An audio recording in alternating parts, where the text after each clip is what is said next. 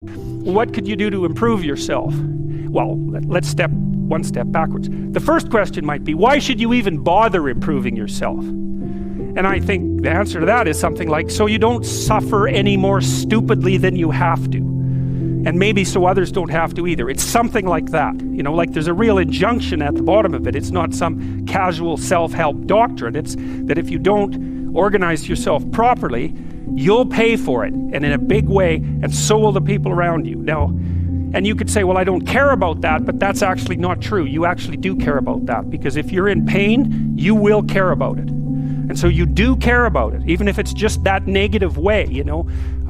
It's very rare that you can find someone who's in excruciating pain who would ever say, well, it would be no better if I was out of this.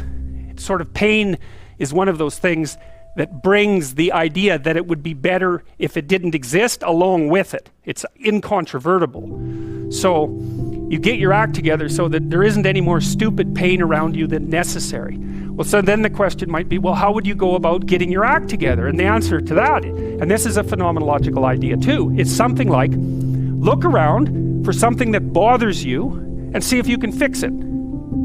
So now you think, well, let's say you go into you can do this in a room. It's quite fun to do it just when you're sitting in a room, like a room, maybe your bedroom. You can sit there and just sort of meditate on it and think, okay, if I wanted to spend 10 minutes making this room better, what would I have to do? And you have to ask yourself that, right? It's not a command, it's like a genuine question. And things will pop out in the room that you like, there's a stack of papers over there that's kind of bugging you, and you know that maybe little order there would be a good thing, and you know there's some rubbish behind your computer monitor that you haven't attended to for like 6 months, and the room would be slightly better if it was a little less dusty and the cables weren't all tangled up the same way. And like, if you allow yourself just to consider the expanse in which you exist at that moment, there'll be all sorts of things that'll pop out in it that you could just fix. And you know, I might say, well, if you were coming to see me for psychotherapy,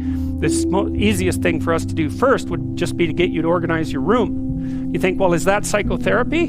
And the answer is, well, it depends on how you conceive the limits of your being. And I would say, start where you can start. You know, if something announces itself to you, which is a strange way of thinking about it, as in need of repair, that you could repair, then hey, fix it. You fix 100 things like that, your life will be a lot different. Now, I often tell people too, fix the things you repeat every day, because people tend to think of those as trivial, right?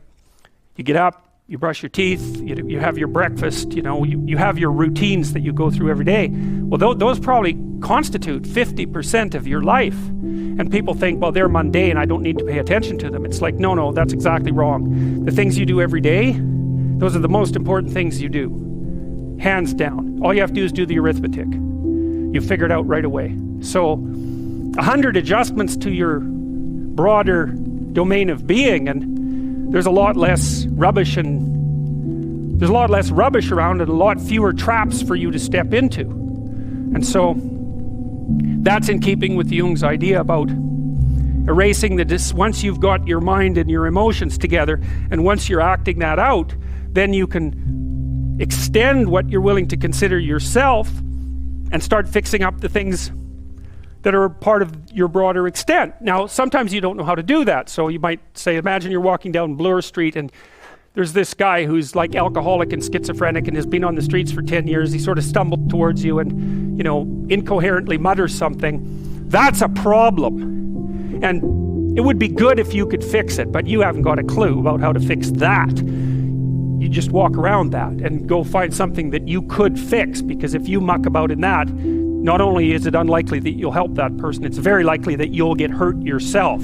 So, you know, just because while you're experiencing things announce themselves as in need of repair doesn't mean that it's you right then and there that should repair them. You have to have some humility. You know, you don't walk up to a helicopter that isn't working and just start tinkering away with it.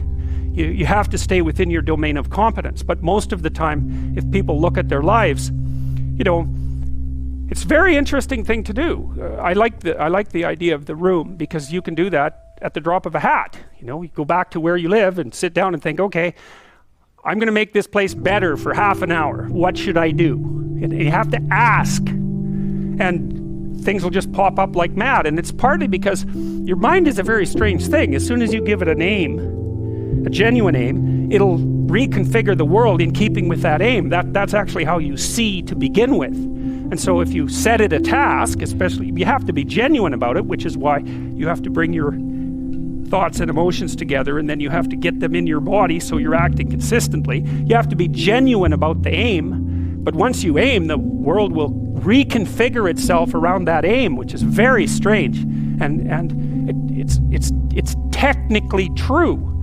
You know, the best example of that, you have all seen this video where you watch the basketballs being tossed back and forth between members of the white team versus the black team, and while you're doing that, a gorilla walks up into the middle of the video and you don't see it. It's like, you know, if you thought about that experiment for about 5 years, that would be about the right amount of time to spend thinking about it, because what it shows you is that you see what you aim at. And that, man, if you can get one thing through your head as a consequence of even being in university, that would be a good one. You see what you aim at. And so, because one inference you might draw from that is, be careful what you aim at, right?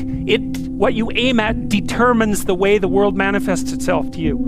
And so if the world is manifesting itself in a very negative way, one thing to ask is, are you aiming at the right thing? Now, you know, I'm not trying to reduce everybody's problems to an improper aim. People get cut off at the knees for all sorts of reasons. You know, they get sick, they have accidents. There's a random element to being, that's for sure. And so you don't want to take anything, even that particular phrase, too far. You want to bind it with the fact that random things do happen to people, but it's still a great thing to ask.